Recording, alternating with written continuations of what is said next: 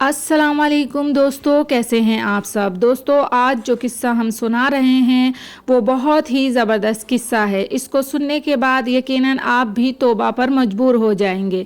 ये वाक़या ऐसा है कि जो भी इसे सुनेगा वो तौबा करने पर मजबूर हो जाएगा।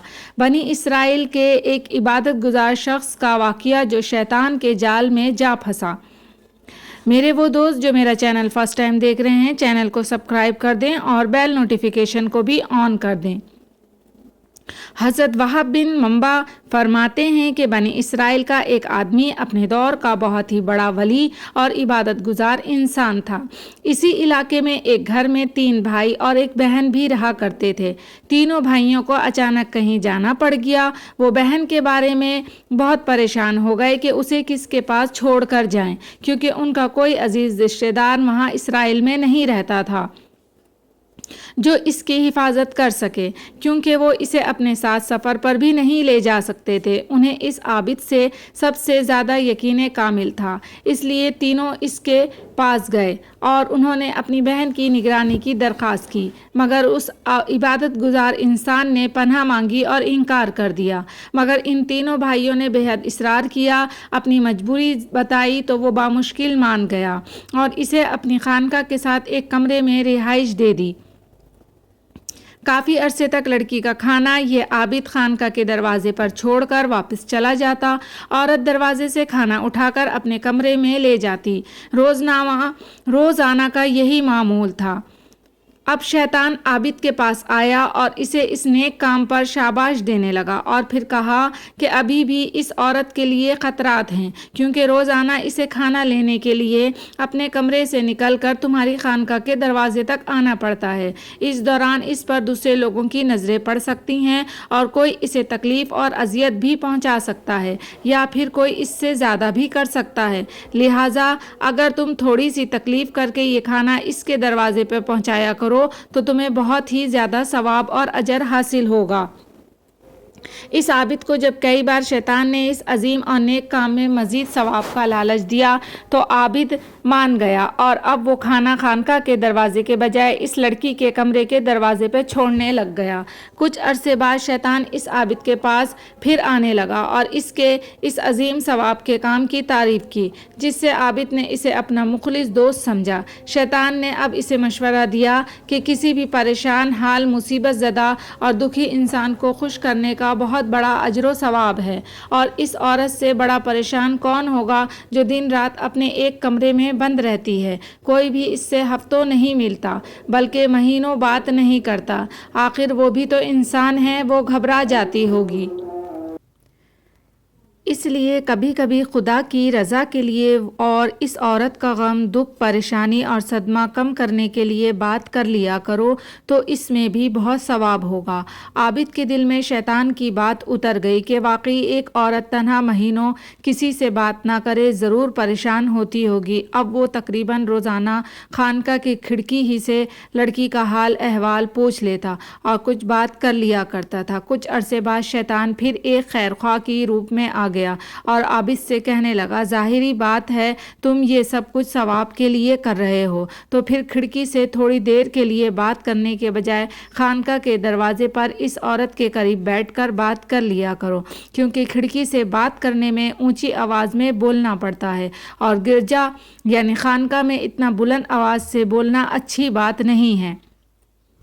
आबिद को ये दीनी मसला भी समझ आ गया। अब इस औरत से अपने खानका के दरवाजे पर कुछ देर के लिए बातें कर लिया करता था। फिर कुछ ही दिनों बाद शैतान अपने शैतानी मिशन की तकमील के लिए आबिद से कहने लगा, इस औरत को खानका तक आने और जाने में भी तकलीफ़ होती होगी और वैसे भी इसे दूसरे गैर मुतलक्का लोगों की नज़रें इस पर पड़ती होगी। ये शरई एतबार से गलत है। औरत को घर से बाहर नहीं निकलना चाहिए, इसलिए इसके कमरे के दरवाजे पर बात करना ज़्यादा बेहतर होगा। इसमें बेपर्दगी के ख़तरात भी कम हो जाएंगे। चूँकि ये बात भी दीनी जज्बे की हामिल थी, लिहाजा आबिद ने बिला चूँ चरा शैतान के इस मशवरे पर भी अमल शुरू कर दिया। अब आबिद रोज़ाना कुछ वक्त के लिए खानका से निकलकर औरत के कमरे के दरवाजे पर कुछ देर हाल अहवाल पूछ कर वापस इबादत में मसरूफ़ हो जाता था। कुछ ही अरसे बाद शैतान ने फिर आबिद को उकसाया कि यूं दरवाजे पर बैठना गैर मुनासिब है। अगर आप अंदर कमरे में बैठ जाएं तो ये आपकी शख्सियत के लिए मुनासिब है, क्योंकि दरवाजे पर तो भिखारी बैठा करते हैं। आबिद को ये बात भी हकीकत के करीब और मुनासिब नज़र आई और इस पर भी अमल शुरू कर दिया, मगर अभी तक वो औरत पर्दे में रह कर बात करती थी और ये आबिद भी बस थोड़ी देर तक हाल अहवाल और इसकी कोई ज़रूरियात या काम मालूम करके वापस आ जाया करता था। एक बार फिर शैतान ने आबिद को समझाया कि तुम जितनी देर भी इस औरत से बातें करते हो, चूंकि ये सब एक नेक नीयत, अच्छे जज्बे और सवाब की खातिर करते हो, तो फिर थोड़ा सा सवाब क्यों?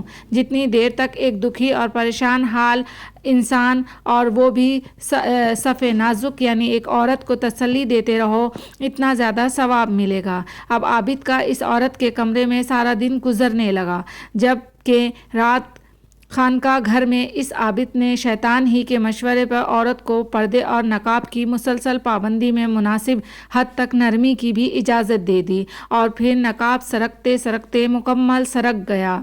अब शैतान का काम तकरीबन ख़त्म हो चुका था, क्योंकि आबिद के नेक जज्बे पर नफ्स ने गलबा पाना शुरू कर दिया था और नफ्स यानी ख्वाहिश ने रफ्ता रफ्ता तमाम हदें पार कर लीं और वो औरत एक दिन हामला हो गई और बच्चे की माँ बन गई। अब शैतान एक बार फिर आ गया और कहने लगा, ये तुमने क्या कर दिया?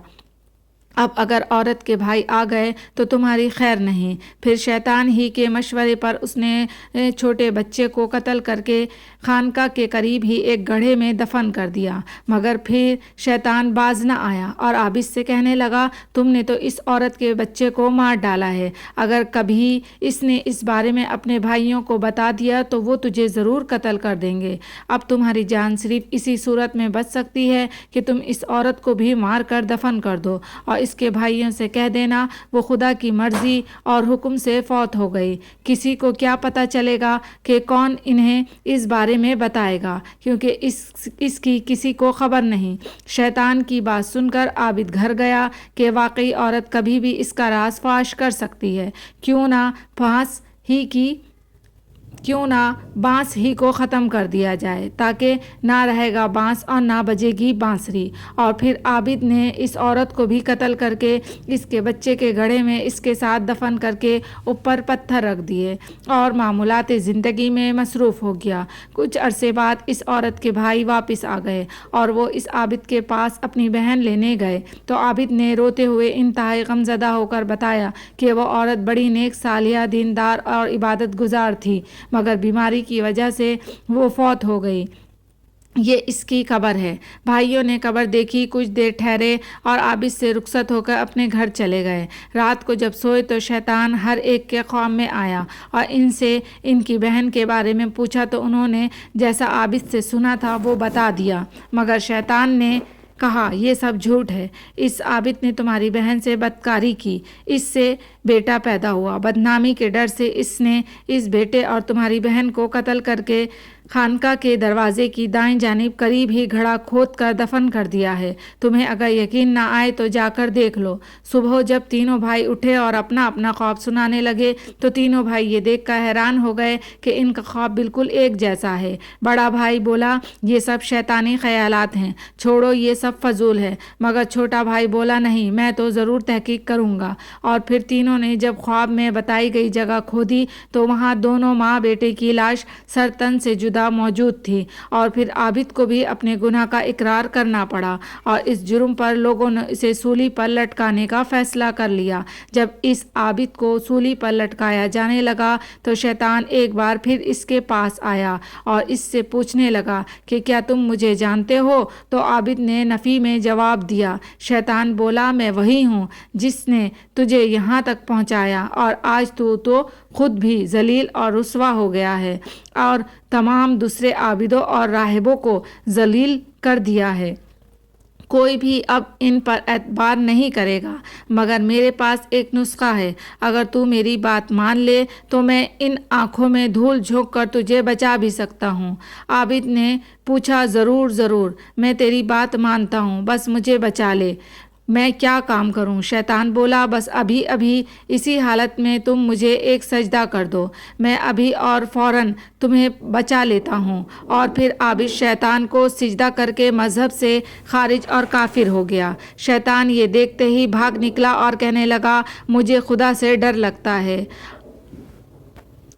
تو دیکھا دوستو آپ نے کہ کس طرح ایک عابد گزار شخص کو شیطان نے ورغلا کر کے کس طرح اپنے جال میں پھنسایا اور اسے برباد کر دیا، یہاں تک کہ اسے موت کے گھاٹ تک پہنچا دیا، اور کس طرح ایک معصوم لڑکی کو بھی قتل کروا دیا۔ اس واقعے سے ہم سب کو یہ سبق ملتا ہے کہ کبھی بھی ہم شیطان کے بہکاوے میں نہ آئیں، ہمیشہ اللہ کی رسی کو مضبوطی سے تھامے رکھیں اور ہمیشہ اللہ تعالیٰ سے شیطان کی پناہ مانگیں۔ اور یہ واقعہ ہمیں توبہ کرنے پر بھی مجبور کر دیتا ہے۔ اللہ تعالیٰ ہم سب کو توبہ کی توفیق عطا فرمائے اور شیطان سے پناہ میں بچا کر کے رکھے، آمین ثم آمین۔ اجازت دیجیے، انشاءاللہ ایک اچھی سی ویڈیو کے ساتھ دوبارہ سے حاضر ہوں گی۔ اللہ حافظ۔